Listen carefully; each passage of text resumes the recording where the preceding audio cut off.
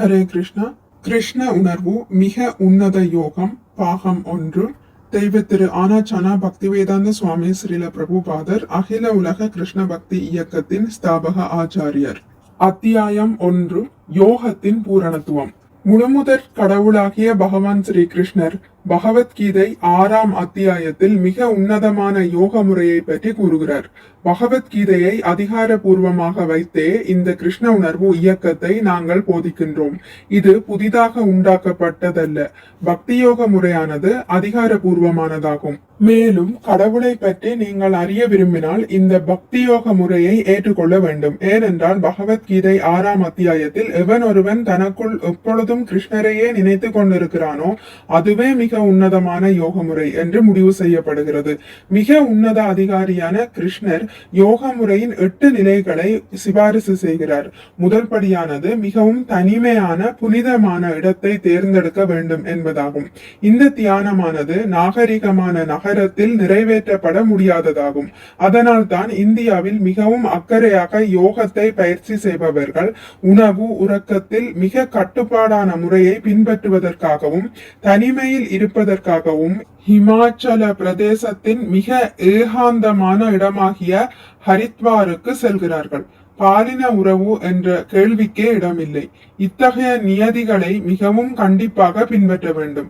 வெறுமனே மாயாஜால காட்சியை காட்டுவது யோகத்தில் பூரணமாகாது. யோகம் என்றால் புலன்களை கட்டுப்படுத்துவது. புலன்களை மனம் போன போக்கில் அலைய விட்டு யோக காட்சியை உண்டு பண்ணினால் உங்களால் வெற்றி காணவே முடியாது. முதலில் ஒரு புனிதமான இடத்தை தேர்ந்தெடுத்து கண்கள் பாதி மூடிய நிலையில் அமர்ந்து மூக்கின் நுனியில் பார்வையை நிலைநிறுத்த வேண்டும். உங்கள் நிலையில் இருந்து மாறக்கூடாது. தற்காலத்தில் பின்பற்ற முடியாத பல நியமங்கள் உள்ளன. 5000 வருடங்களுக்கு முன்னால் உலகத்தில் சுற்றுப்புற சூழ்நிலை மாறுபட்டு இருந்த போதும் கூட இந்த யோக முறை நடைமுறைக்கு பொருந்தாததாகவே இருந்திருக்கிறது.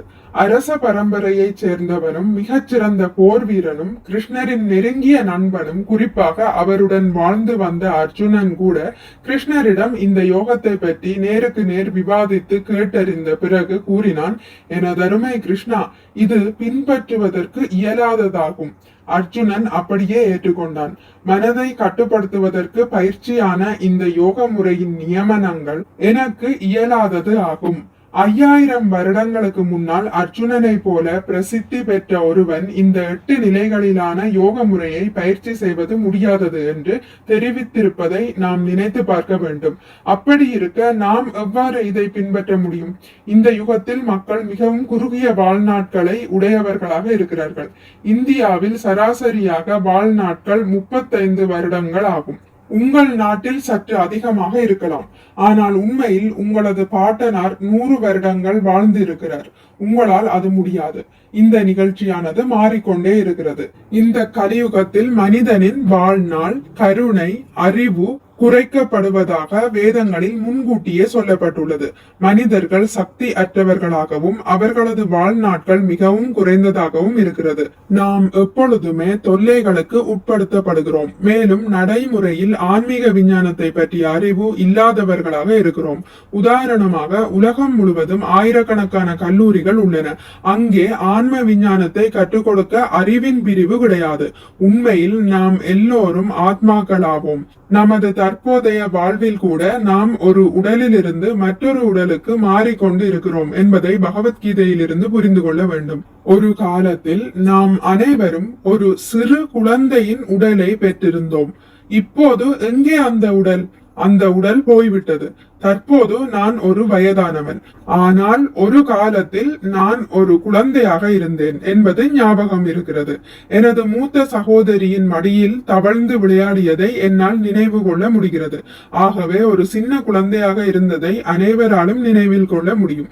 ஒரு குழந்தையின் உடலை அடைந்த பிறகு ஒரு சிறுவனின் உடலையும் அதன் பிறகு ஒரு இளைஞனின் உடலையும் இப்போது வயதான உடலையும் பெற்றிருக்கிறேன். இதற்கு முன்னால் உள்ள உடல்கள் எல்லாம் எங்கே? அவை அனைத்தும் இப்போது மாறிவிட்டன. இதுவே உடலின் வேற்றுமை. இந்த உடலை நாம் விடும்போது வேறொரு உடலை ஏற்க வேண்டும். இது பகவத்கீதையில் விளக்கப்பட்டுள்ளது. இது புரிந்து கொள்வதற்கு மிகவும் சுலபமான விஷயம்.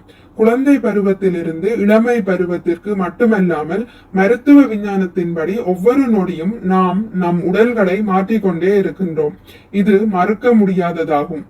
ஆத்மா நிரந்தரமானது என்பதை இது காட்டுகிறது. அநேக உடல்களை நான் மாற்றினாலும் எனது குழந்தை உடலும் சிறுவன் உடலும் என் நினைவிற்கு வருகிறது. ஆனால் நான் அதே நபர், ஆத்மா. இதே போல இறுதியாக நான் இந்த உடலை மாற்றும் போது வேறொரு உடலை ஏற்க வேண்டும். இந்த சாதாரண முறை பகவத்கீதையில் குறிப்பிடப்பட்டுள்ளது. ஒவ்வொருவரும் இதில் சிந்தனை செய்ய வேண்டும், மேலும் அதை ஆராய வேண்டும். ஹரே கிருஷ்ணா. இத்துடன் முடித்துக் கொள்கிறேன். இனி அடுத்த பதிவில் இதன் தொடர்ச்சி தொடரும். மிக்க நன்றி. ஹரே கிருஷ்ணா. உங்களுக்கு இந்த வீடியோ பிடித்திருந்தால் லைக் பண்ணுங்கள், ஷேர் பண்ணுங்கள், சப்ஸ்கிரைப் பண்ணுங்கள். நோட்டிபிகேஷன் பெல்லை அழுத்துவதன் மூலம் அடுத்த பதிவுகள் உங்களை வந்தடையும். பகவான் ஸ்ரீ கிருஷ்ணரை பற்றி கேட்டு மகிழ்வோம். ஹரே கிருஷ்ணா.